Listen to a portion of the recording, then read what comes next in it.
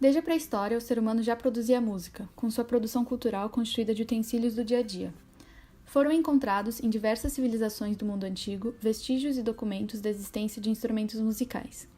Na cultura egípcia, por volta de 4000 a.C., devido às cerimônias religiosas, as pessoas utilizavam espécies de discos e paus, harpas, percussão, flautas e cantos, e em 3500 a.C. criaram a lira e as clarinetas. Na Ásia, em 3000 a.C., a cultura chinesa destacava-se. Os chineses faziam grande uso da cítara, instrumento formado por um conjunto de flautas e percussão. Já em 2500 a.C., na Dinamarca, uma forma de trombeta foi desenvolvida, dependendo completamente da manipulação dos lábios para alterar o som. E foi apenas no século V a.C., na Antiguidade, que a teoria musical começou a ser formada pelos filósofos, que criaram a teoria mais elaborada à linguagem musical. Em relação ao consumo de música, passaremos um pouco pela sua história ao longo dos séculos XX e XXI. Dentre os meios de consumo surgidos nesse intervalo, podemos citar o disco de vinil, o cartucho 8-track, a fita cassete, o MP3 e as redes de streaming, amplamente difundidas na atualidade. Primeiramente, vamos dar um panorama do século XIX. O cilindro fonográfico foi inventado em 1877 por Thomas Edison. Foi o primeiro aparelho capaz de gravar e reproduzir sons. A data de sua primeira aparição no Brasil não é consenso, mas aconteceu ou no ano de 1878 ou 1879. O gramofone foi inventado em 1887 e servia para reproduzir som utilizando-se um disco plano. A patente dos discos de vinil data em 1929 como uma forma de trazer uma substituição para os discos de 78 RPM.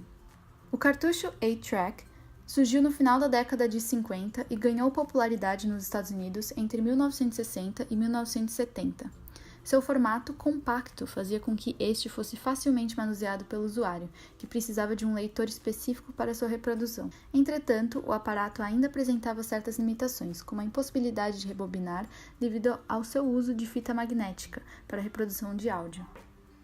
A fita cassete, por sua vez, surgiu logo em seguida dos cartuchos 8-track, sendo amplamente utilizada nos anos 70 e 80.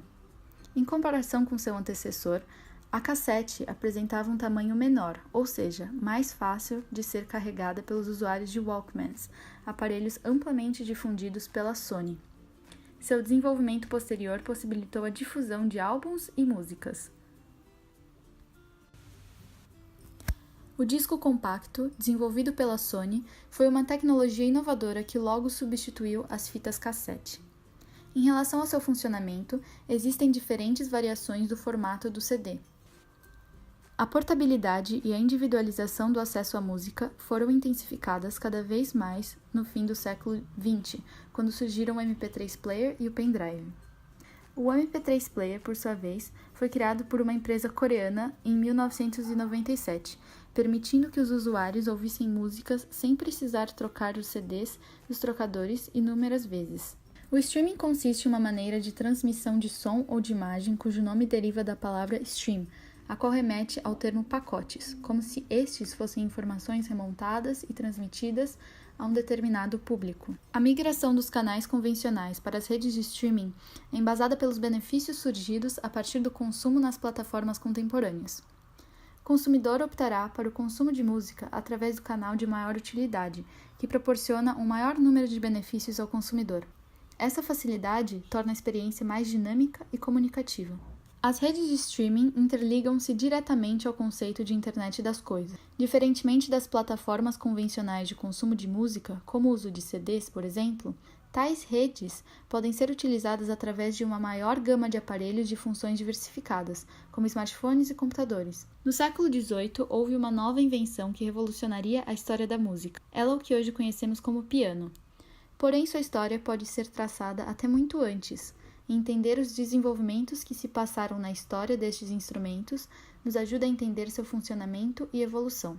Uma corda vibrante produz seu som numa frequência, que pode ser ajustada para corresponder a uma nota de uma escala musical. O protótipo de todos os instrumentos de corda conhecido é o monocorde. Foi utilizado por Pitágoras na Grécia Antiga em torno de 580 a.C., para estudar as relações entre as notas musicais. Bem depois de Pitágoras, desenvolveram-se os instrumentos de teclas, de forma paralela aos de sopro como a flauta, ou de arco como o violino. A história dos instrumentos de teclas começa com os órgãos e os clavicórdios. Desde que foi inventado até o século XIV, o órgão era um instrumento que podia ter ou não teclas no sentido moderno. Depois acabou por consolidar-se na forma que conhecemos hoje, e é presente em diversas igrejas e teatros, com seu som grandioso.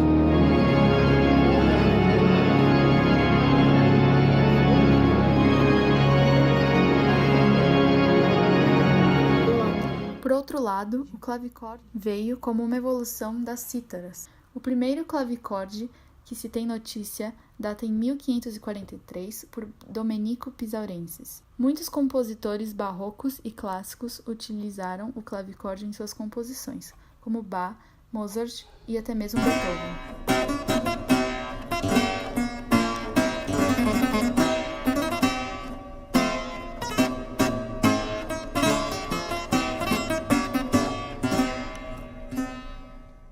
A evolução destes instrumentos levou ao cravo. Os cravos, desenvolvidos no século XVI, eram bem mais similares ao piano moderno. Usualmente tinham 2 teclados sobrepostos, com 2 notas ou mais para cada nota. Seu som era metálico e mecânico, bastante característico da música do período.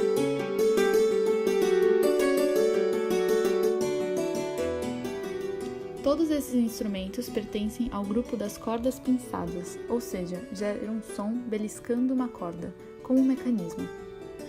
O cravo foi extremamente utilizado na música barroca. O desejo por um instrumento mais expressivo e responsivo ao músico levou ao desenvolvimento do piano, a partir do século XVII. Foi Bartolomeu Cristofori, de Pádua, Itália, o inventor do piano.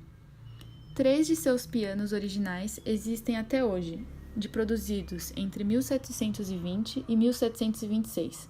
Esses instrumentos podem ser vistos em museus ao redor do mundo, estando de 1720 no Metropolitan em Nova York, por exemplo. A evolução do piano forte do século XVIII levou até o piano que temos hoje, consolidado no final do século XIX com 88 teclas. Ainda hoje ocorrem melhorias no piano acústico de cauda, mas a forma básica é a mesma desde aquela época. O piano foi muito utilizado por compositores do período romântico, como Chopin. Seu uso é extremamente versátil, podendo ser executado solo, em grupos pequenos, como solista de orquestra ou até como instrumento integrante da orquestra.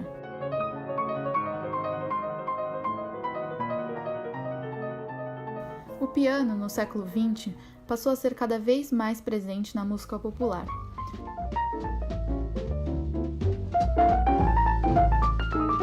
Do jazz e depois ao rock e ao pop, o som do piano está em todos os lugares. Mas a história não parou no analógico e foi muito impactada pela revolução digital. Entremos na era digital, com toda a revolução tecnológica da segunda metade do século XX. Os instrumentos passaram a ser digitais e tivemos o extenso desenvolvimento dos teclados sintetizadores.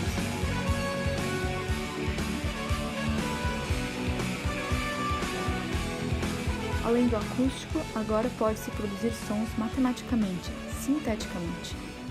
O som sintetizado marcou a época e é característico da música dos anos 80. Hoje, tivemos ainda maior desenvolvimento do mundo digital.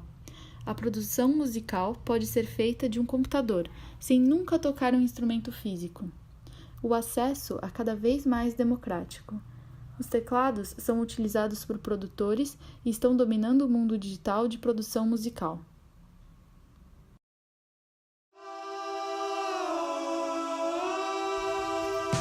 Enfim, hoje temos uma coexistência, tanto do meio acústico quanto do meio digital. Os tempos mudam e as tecnologias evoluem. O mesmo é verdade na música, nos instrumentos e nas mídias musicais. Temos perspectivas de contínua evolução nos próximos anos e algumas tendências, como o streaming. Mas efetivamente, como será o futuro da música? Só o tempo irá responder.